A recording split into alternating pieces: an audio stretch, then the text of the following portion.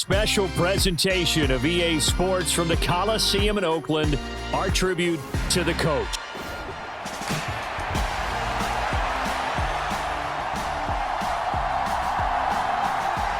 One time for old times. What do you say we play some football as we are underway from Oakland in the John Madden Legacy game. And able to take it past the 25 and up to the 28-yard line. So it's the NFC Stars who will get the ball first. And Charles, as we alluded to, we've got a different era of coach on each sideline. So the man coaching this NFC squad, we'll call him Young John Madden. This is a coach who was trying to establish a foothold in the NFL and on the cusp of doing it very successfully. Yeah, you think back to that period, those early days as the coach of the Raiders, the late 60s in the AFL and then in the NFL in the early 70s. The coach was a guy who was ahead of his time. The Raiders were one of the first teams to have mini camps, one of the first to film practice, because he wanted to practice coaching as much as he could. And his teams, they were successful right from the start of his head coaching tenure. A run there on first down and a pretty good one at 5 yards, so make it 2nd and 5. So as we mentioned at the top, let's take you through the life of John Madden. And you know, it's very fitting that we're here back in the Bay Area, not just because John's so associated with Raider football, but also because this was where he spent his formative years. Yeah, he grew up over in Daly City with his buddy John Robinson, who would also become an NFL head coach. And he played his high school ball at Jefferson High, eventually wound up playing tackle at the University of Oregon, and later Cal Poly San Luis Obispo. Played well enough that in 1958, he was a 21st round draft pick of the Philadelphia Eagles. That's right, the draft had 30 rounds then. Favre's throw complete there to Rice. He's got this to the 30 before being taken down. Charles, you mentioned Coach was a 21st-round draft pick back in 1958. It was the Philadelphia Eagles who selected him. But unfortunately for John, knee problems, they just continued to dog him. He was hurt in his first training camp, actually never saw the field as a player in the NFL. But it was still during his time with the Eagles, you and I were talking about this before going on air, that you could start to see the light bulb going on for what his career path might entail. And it went on in a big way, didn't it? Trying to find Kupp, but it's intercepted. Picked off by Stephon Gilmore. Not something you see very often from a quarterback of his caliber, an opening drive interception. Oh, there's no doubt in my mind that even he's surprised at how that one played out. But we know this guy is not going to stop him from continuing to fire as this game goes along. Probably give a little nod of respect across the field for that one and let him know he'll be back the very next series. Well, Charles, you know, it was in the early 1960s that a young John Madden made the acquaintance of the owner of the Oakland Raiders, one Al Davis, of course, and the two, they really bonded. Would become one of the best owner-coach duos in NFL history. And to take it a step further, Al Davis became someone who John referred to as his best friend. Yeah, in 1967, Brandon, Al Davis hired Coach Madden to be a linebackers coach. Remember, this was still the AFL at that point. We had not merged totally with the NFL. And Coach Madden, he paid dividends almost immediately. Helped the Raiders win the AFL title in 1968. And that meant a date for the Green Bay Packers in what was now known as Super Bowl II.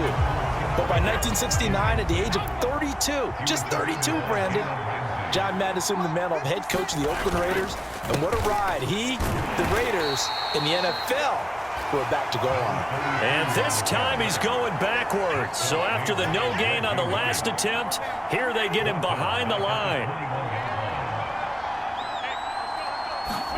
Now on 3rd and long, they'll look to throw. Oh, he can't get away, and Brady will go down. William the Refrigerator Perry coming in to drop him for a loss of 8, and it also brings up 4th. So they're forced to punt on 4th as this one's away.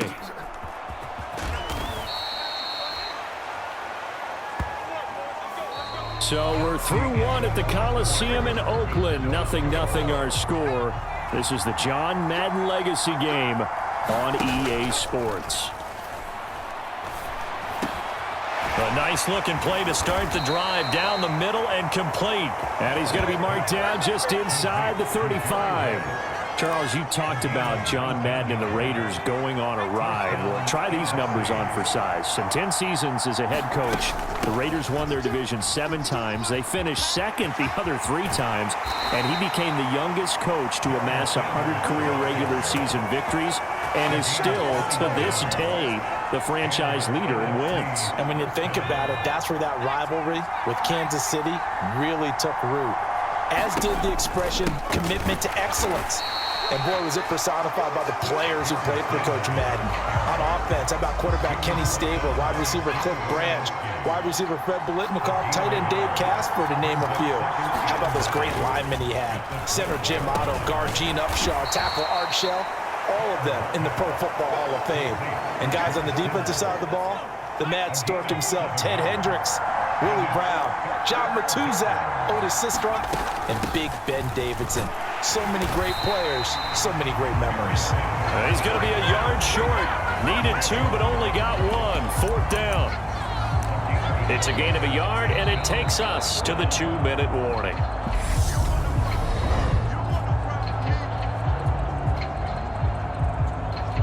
Hey, we want to let you know, give you a fair warning that coming up at halftime, the folks at EA Sports have put together a very nice package in tribute to Coach Madden. So make sure you stick around for that.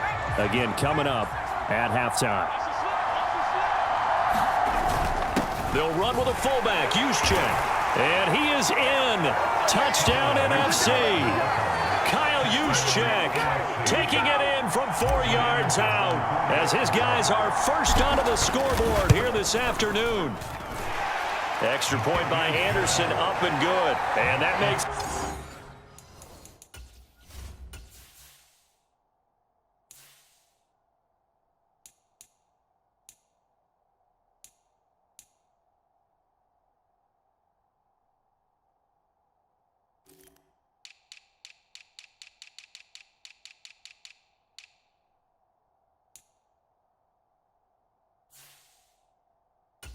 Score 7-0.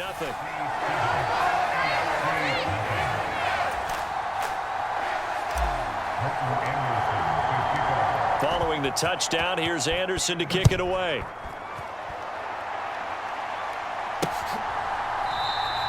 No run back here for Hall, and this will come out to the 25.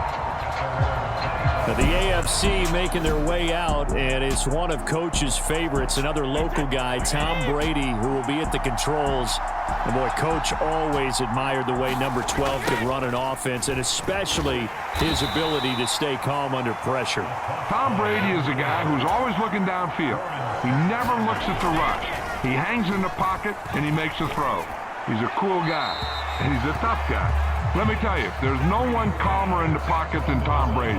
And I know that Coach has a great appreciation for Tom Brady, who turned 45 back on August 3rd, because Coach coached a guy like him in George Blanda, who played a long time in the NFL. In this game, it features legends and active players. Tom Brady qualifies as both. And they're going to get him down well short of the first, as he can only get this to the 30. It'll be a gain of 7, but I'd imagine we'll see the punt team here on 4th down. On is the Hall of Famer Ray Guy to punt this away on 4th down. His first punt, 45 yards. This looks good as well. 6-yard return after a punt of 48. And the NFC will take over 1st and 10.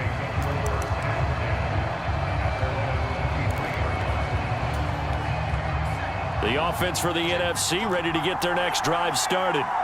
And just inside of a minute left, Charles. They got a pretty long field ahead of them. I'm curious to see how they play this, but you would think definitely enough time to at least try to get 3 out of this. Yeah, you want to move with a nice sense of pace. You want to up the tempo a little bit, but you have to do it with some poise as well. You don't want to go so fast that you hurry yourself into mistakes. There's enough time to put points on the board if they do it right. And even though they have the lead, you know that they would love to extend this lead before heading to the locker room. He's going to float this one deep right side. And that will be incomplete. Well, they weren't scared to let it fly, but it falls to the ground and brings up 4th down. Oh, I thought he had that one, and that was nearly a big 3rd down conversion to give this drive some life. Instead, They're on the spot and help separate the receiver from the ball. And he gets it to the 34. Good enough for the first. Now the offense going to use the first of their timeouts as they stop it with 19 seconds to go in half number one. At first glance, I actually wasn't sure that he got it, but he ended up getting it by about a full yard. He certainly did, but it took a little effort, didn't it? Took some nice push, a little crease inside, and some determined running to make sure that he got the first down. Looking for more there on first down, but this throw downfield incomplete. And I think they'd be well served to take that type of a physical approach against him the rest of the game. He's had his way so far, but on that last one, that worked quite well for the defense. Favre on second down. That's to the right side, complete to Kittle. Now a timeout taken. Perhaps a chance for one more quick play and then another timeout if they hurry. We'll see.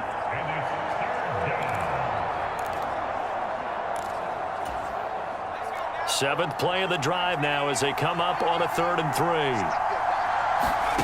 3. Here's Favre to throw. Going up top for Kupp.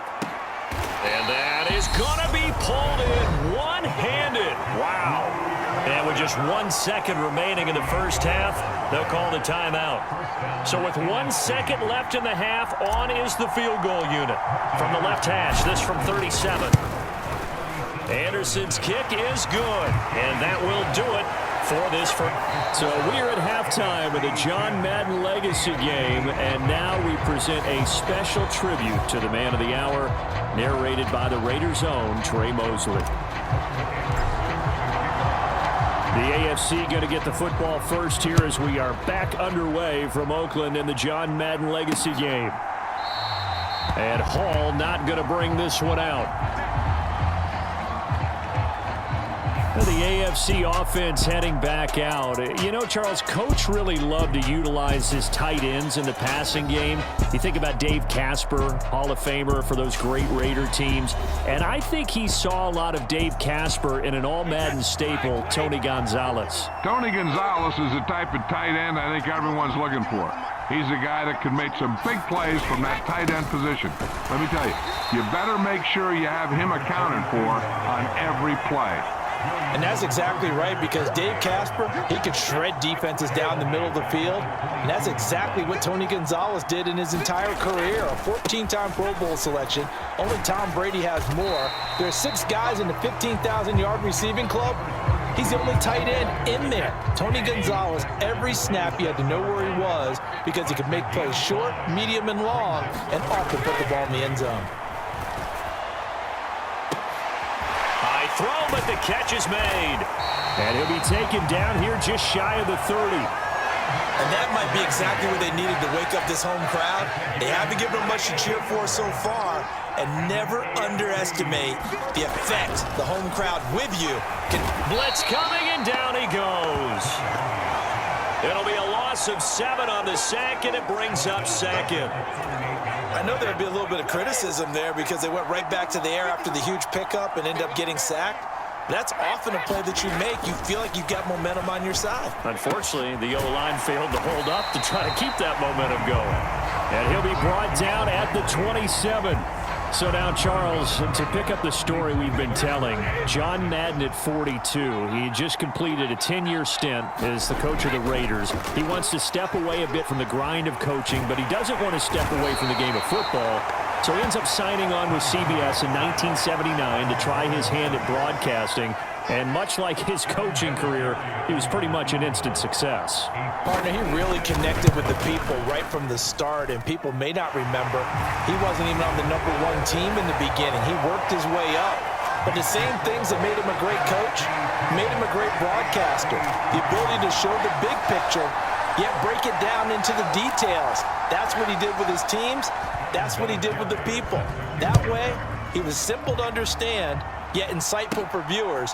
And he did with that big personality that he had, one that connected with everyone. And all in all, a pretty solid return. Nearly got it to the 35. They'll mark him down officially at the 34.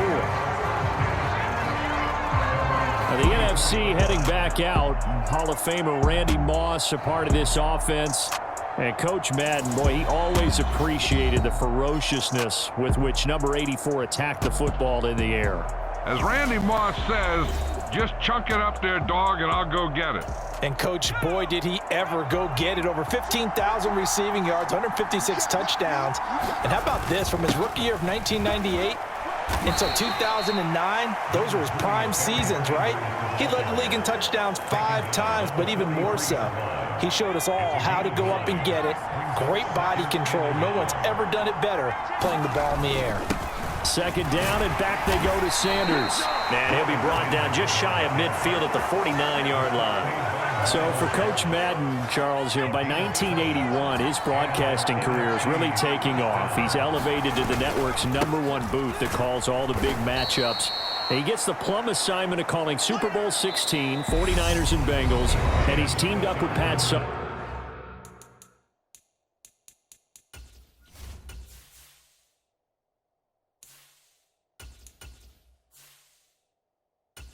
And that pairing ultimately would go on to be one of the most influential in sports broadcasting history. Influential not just in us listening to them. Remember, they went on and called 8 Super Bowls together. But how they put together kind of the template that all of us broadcasters follow now.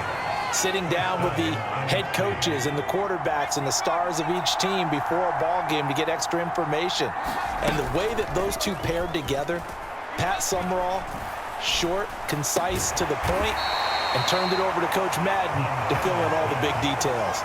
As you mentioned, CD, talking about John Madden, the broadcaster, he called 8 Super Bowls with Pat Summerall, 3 more with Al Michaels later in his career. He spent nearly 3 decades in the booth all told. And that touchdown!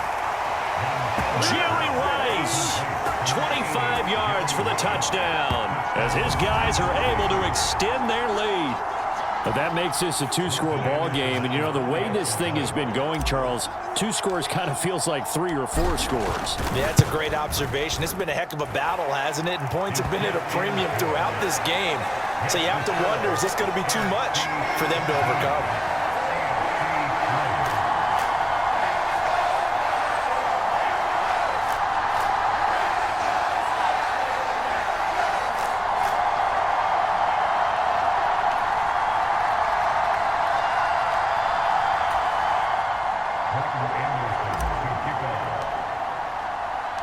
Following the touchdown, here's Anderson to kick it away.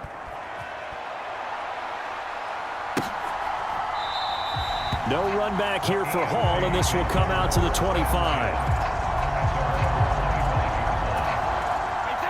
The offense for the AFC set to go now. Last time out, you remember their drive stalled, but thanks to their kicker, booted a long field goal to at least get them 3. Now here they'll try to do better and find the end zone. And in our experience, how much fun is it for coaches to know that they've got a kicker who can nail it from long distance? Now, the hard part is, as an offensive play caller, you don't want that in your head too much where you're relying on it, and he goes out and gets the job done for them. But I'm quite sure he would be content to just kick extra points from here on out. Yeah, absolutely no question. I think his teammates would be okay with him just kicking the extra points as well. The AFC thus far on 3rd down. They've only converted once in 4 tries. Here it's 3rd and 3. And this has been a familiar sight all afternoon as they stop him behind the line. Defensively, they rally the troops to force 4th down after that 7-yard pickup back on 1st. So the AFC with the football as we welcome you back. They come up on a 4th down situation with things not looking particularly rosy. Now Brady got to have this one. And it's incomplete. They cannot convert, and they turn it over. They had to go for it with such little time remaining, and the NFC is going to get the football back in excellent field position. On 1st and 10, it's Sanders. And some room to maneuver. Whistles now and a timeout. So defensively, they burn it here with 1:51 left. So from inside the 20, here's 1st and 10 at the 18. Another run with Sanders. He will push his way down to about the 14. Now the AFC going to take a timeout. It's their 2nd. as they'll head to the sideline and talk over what to do next. Have to imagine this will be on the ground as well as they come up 2nd and 7. They'll run with Sanders up the middle. Now the defense will burn their 3rd and final timeout, and they'll be disappointed to have to burn one there after giving up the first down. A good chance now to put this game on ice. This is 1st and goal. And they take a knee.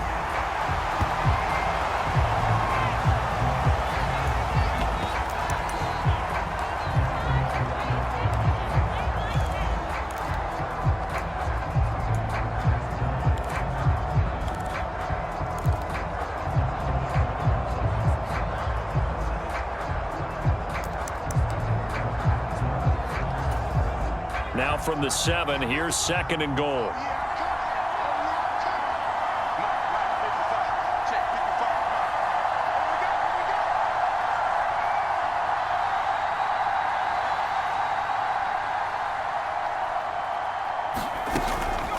Shotgun snap, and then the give to Sanders. And he's able to get it down to the 2-yard line.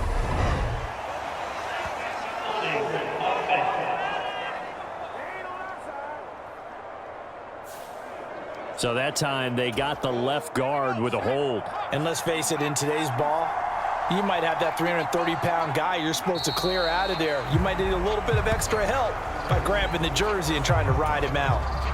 A lot of tired bodies on that field, but this is a big play, 3rd and goal.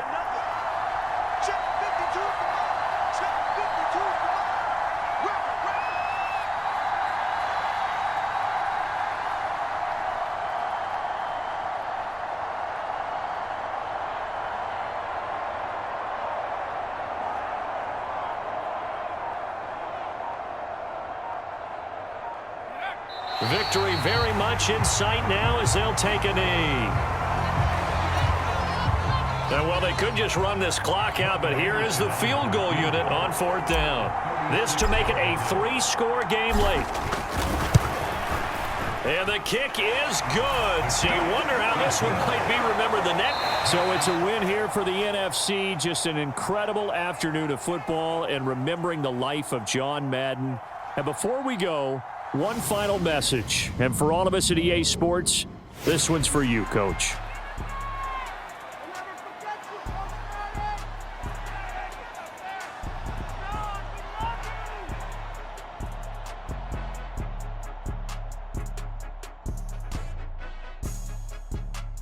I just say this, I thank you all very much. This has been the sweetest ride of them all.